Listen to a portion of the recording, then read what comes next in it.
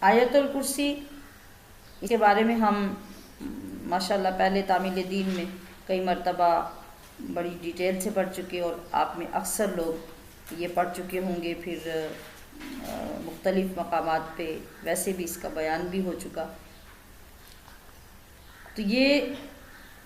یہ آیت ہے جو قرآن کریم میں سب سے افضل ترین آیت ہے۔ اس کے فضائل بہت طویل اور بے شمار ہیں، یقیناً ہم اس تھوڑے سے وقت میں تو ان کو بیان نہیں کر سکتے، بس اشارہ اس طرف کر سکتے ہیں کہ یہ اتنی جلیل القدر آیت ہے کہ اللہ پاک نے عرش کے خزانوں میں سے ایک خزانہ اپنے محبوب کو عطا کیا، سبحان اللہ، جس کا نام آیت الکرسی ہے۔ نبی کریم صلی اللہ تعالی علیہ وسلم نے فرمایا کہ جو شخص ہر نماز کے بعد آیت الکرسی کو پڑھنے کا عادی ہو جاتا ہے، عادت بنا لیتا ہے، تو اس کے فوت ہونے کے بعد اس بندے اور جنت کے درمیان کوئی چیز حائل نہیں ہو سکتی۔ سبحان اللہ، یعنی جب آپ فرض نماز پڑھیں تو اسی نشست میں اسی جگہ پہ بیٹھے ہوئے سلام پھیرنے کے بعد اپنی دعا میں آیت الکرسی کو پڑھنے کی عادت بنائیں، اور ہر نماز کے بعد یہی آپ کا معمول زندگی کا بن جائے، تو پھر یہ شان آپ کو عطا کی جائے گی کہ اس کی وجہ سے یہ مقبولیت ہوگی۔ آیت الکرسی کی عظمت کا راز کیا ہے؟ جیسے میں نے ابھی بتایا کہ یہ عرش کے خزانوں میں سے اللہ نے ایک خزانہ عطا کیا۔ عظمت اس کی اس وجہ سے ہے کہ اس میں بھرپور اور مضبوط خوبصورت انداز میں اللہ کی توحید کو بیان کیا گیا ہے، اور توحید ہی انسان کے ایمان کی بیس ہے۔ اگر وہ مضبوط نہیں ہے، اس پر ایمان مضبوط نہیں ہے، تو پھر ہمارا تو کوئی عمل بھی قابل قبول نہیں ہوتا۔ ہم جب آیت الکرسی پڑھتے ہیں تو اس کو سمجھنے کا موقع ہمیں تبھی مل سکتا ہے، اور اس کی فضیلت کا تبھی علم ہو سکتا ہے جب ہم اس کا ترجمہ بھی پڑھ لیں۔ تو جس وقت ہم الفاظ ادا کریں گے آیت الکرسی کے، جیسے آغاز ہوتا ہے اللہ لا الہ الا هو الحی القیوم،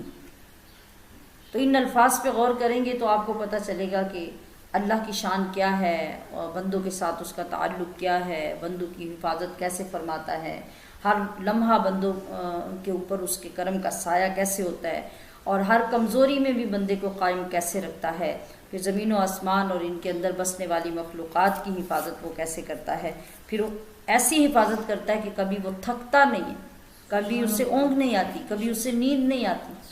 تو جب محافظ اتنا مضبوط اور آل ٹائم اتنا الرٹ ہوگا تو پھر وہ کیسے ہر وقت سب کی حفاظت نہیں کرے گا۔ تو ان الفاظ کے معانی کی طرف جب ہمارا خیال ہوگا تو پھر ہمیں سمجھ آئے گی کہ ہم کیا پڑھ رہے ہیں۔ تو جب ان تمام چیزوں کا اقرار ہم ہر نماز کے بعد سمجھ کر کریں گے، ہمیں خود بھی پتہ چلے گا کہ ہم کیا کہہ رہے ہیں، اور یہ بھی پیش نظر رہے گا کہ اس کے انجام میں، اس کے نتیجے میں اللہ پاک ہمارے لیے جنت الاٹ کر رہا ہے۔ تو یقیناً آپ شوق اور محبت سے اس کو پڑھیں گے۔ پھر اس کے بعد ارشاد فرمایا کہ دنیا میں ہدایت بھی اور گمراہی بھی دونوں واضح ہو چکی ہے، اور کئی مرتبہ اس کا ذکر آتا ہے، بار بار یاد دلایا جاتا ہے کہ لوگوں دھوکے میں مت رہنا، میں نے ہدایت کو بھی واضح کر دیا اور گمراہی بھی واضح ہو چکی،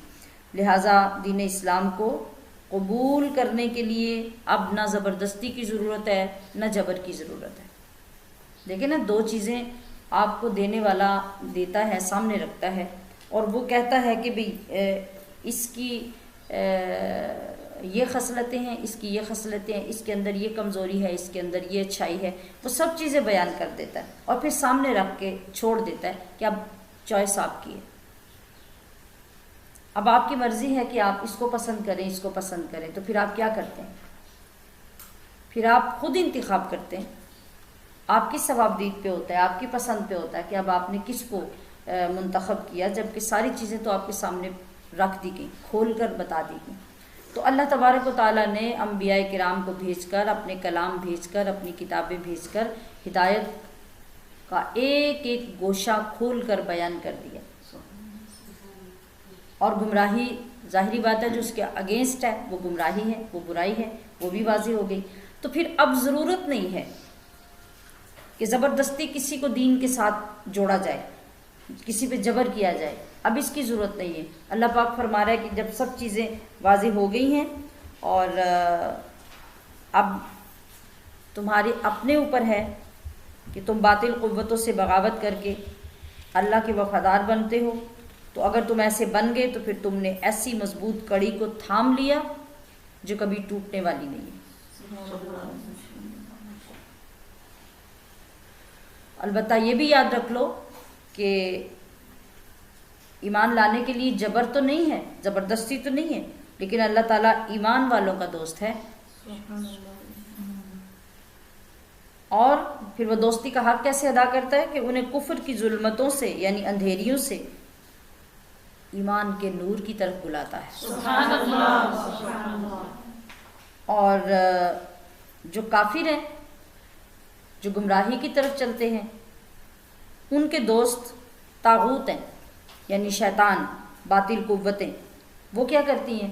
وہ انہیں ایمان کی روشنی سے کفر کی اندھیریوں کی طرف لے جاتی ہیں۔ تو ایسے لوگ ہمیشہ ہمیشہ جہنم کا ایندھن بنیں گے۔ تو اب پسند تمہاری ہے، انتخاب تمہارا ہے کہ تم ان دونوں میں سے کیا چاہتے ہو۔